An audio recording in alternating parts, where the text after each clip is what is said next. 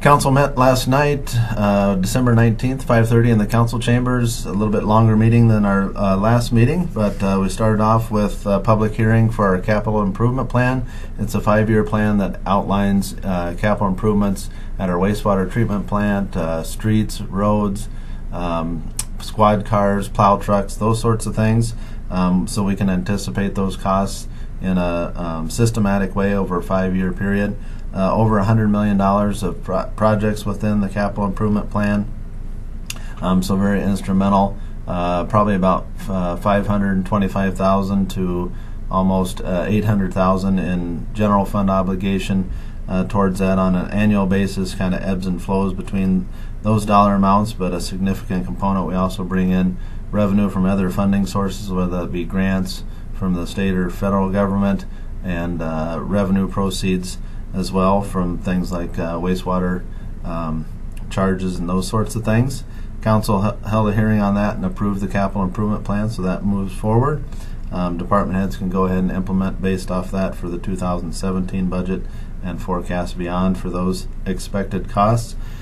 We moved on to the tax levy for 2017. $5,341,000 was adopted by the council, a roughly 9% increase from last year.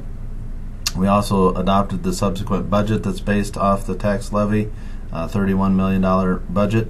Overall, council approved that, so that sets in motion our 2017 year and expenditures during the year. We also canceled taxes that we had ability to levy for, but we have other funding sources and don't need to do that, so council canceled those levies so they don't count towards taxpayers. We granted our 2017 liquor licenses for the community. Those were approved by council.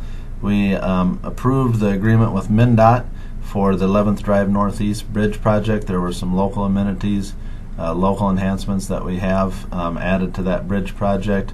50% of the expanded sidewalk or trail cost over the bridge. Some other aesthetic considerations. The cost for that was roughly $127,000 to the city, and that's covered by the Hormel Foundation grant, so that's very much appreciated. We approved the One Watershed, One Plan agreement with the Cedar River Watershed District. It's an effort to try to combine the Cedar River is in 4 different counties, and it tries to prioritize projects that don't necessarily square with the county border, but is more focused on the watershed district as a whole. Council lent their support for that One Watershed, One Plan concept. We approved a Mighty Ducks grant award of $60,000 that we got from the state of Minnesota. That will go to an ice resurfacer, otherwise known probably as a Zamboni machine. I believe that was like $145,000 piece of equipment, but the $60,000 grant is a key component to that. So we'll move forward with that after receiving that grant award. Council approved. We also extended our farm lease. We lease part of the airport property for ag lease. There's property with inside the airport fencing and some tillable acres outside. We approved that lease with a farmer that we've had for many years on another 2-year basis. We accepted some donations to the city.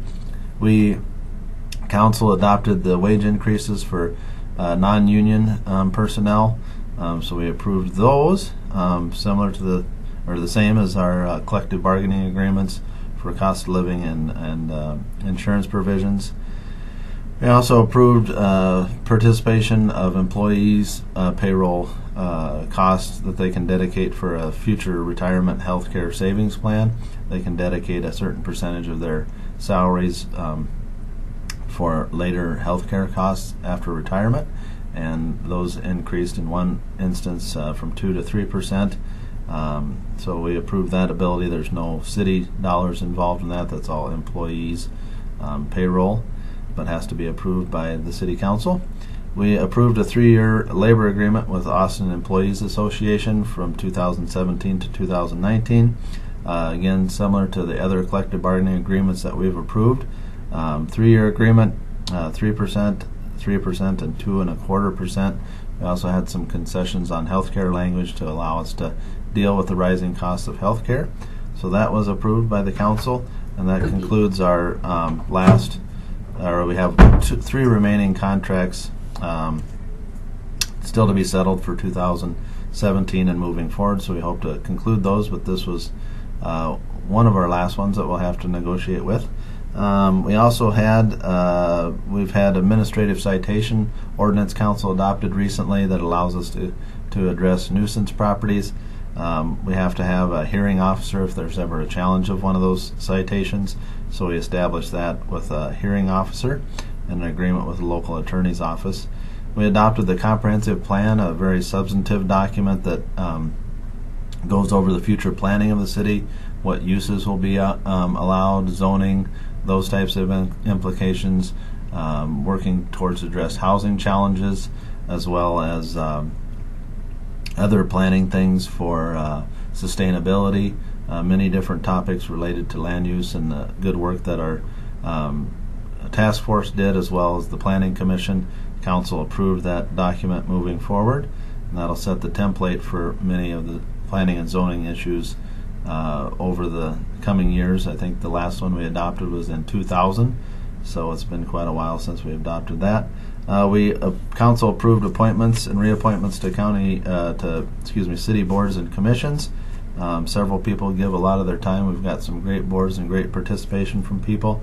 If you might be interested in serving on one of our boards or commissions, or learning more about how you could give back to the community, please give us a call. We'd love to incorporate your talents into the city's business, but we appreciate those that have agreed to serve and be reappointed as well. We adjusted our mileage rate based on the federal reimbursement rate for any travel expenses. We also approved an extension to the conditional purchase agreement for the recreation center. That was set to expire at the end of the year here. We extended that to June 30th of 2017. So that can move forward and serve as the basis for the rec center on the former power plant site. We declared a hazardous property at 611 First Avenue and several authorizations for removal of junk and illegally stored vehicles of several properties. Otherwise, that concluded the council meeting. If there's any questions that you might have, feel free to give me a call, 437-9941. We'd love to hear from you. Again, on those boards and commissions, if you have interest, we'd be happy to explain those to you and list the opportunities and learn more about that. You can always visit our website, www.ci.austin.mn.us.